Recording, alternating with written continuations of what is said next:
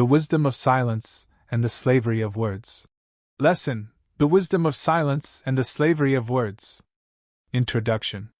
In life, a person is blessed with two powerful tools, words and silence. If used wisely, both can refine one's personality, earn respect, and lead to a successful life. But without balance, these same tools can become harmful. The quote under discussion beautifully reflects this balance. It is better to be the ruler of your silence than a slave to your words. This profound message teaches not only ethics and self-control but also offers deep insights into human nature, social relations, and spiritual peace. Part 1: The Power of Words. 1.1 The Importance of Words. Words are not merely a medium of speech, they are the reflection of thoughts, emotions, and sentiments. They can create love, incite hatred, mend hearts, or break them. 1.2 Misuse of words. Often in emotional moments, people utter words they later regret. Words spoken in anger, jealousy, or sorrow can damage relationships, reputations, and personal honor. 1.3 Becoming a slave to words. A person who constantly speaks, responds to every comment, and always feels the need to express themselves becomes a slave to their own tongue.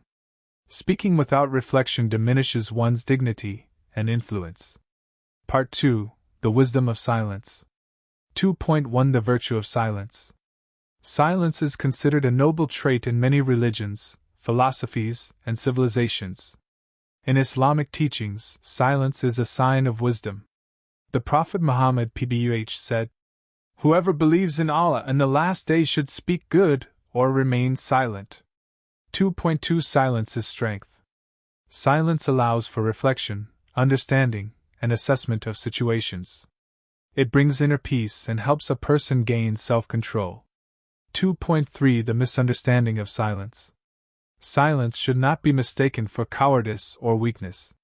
It is actually a sign of patience, tolerance, and sound judgment.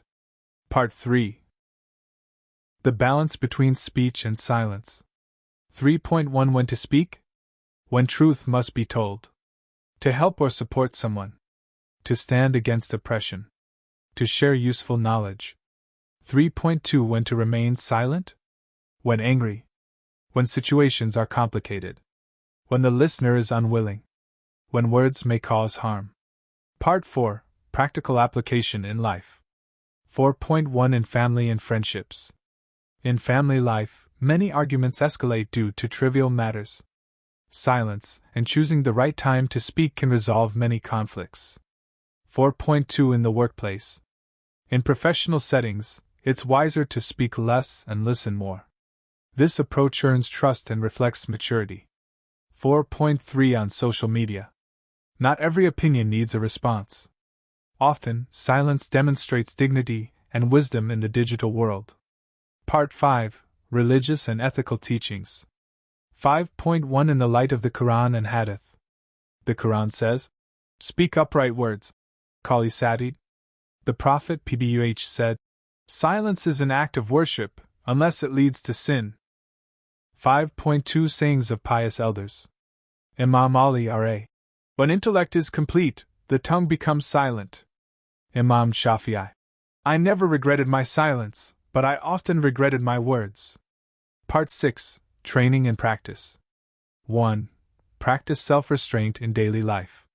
Subscribe my YouTube channel Colors of World. 2. Think before you speak. What impact will your words have? 3. Never make decisions or speak in anger. 4. Do not view silence as weakness, it is wisdom. 5. Avoid unnecessary talk. Conclusion. The quote delivers a powerful message. It is better to be the ruler of your silence than a slave to your words. This principle is useful in all aspects of life. Practicing it leads to peace, respect, and dignity. Control over the tongue is a sign of intellect, and silence is the hallmark of reflection and wisdom.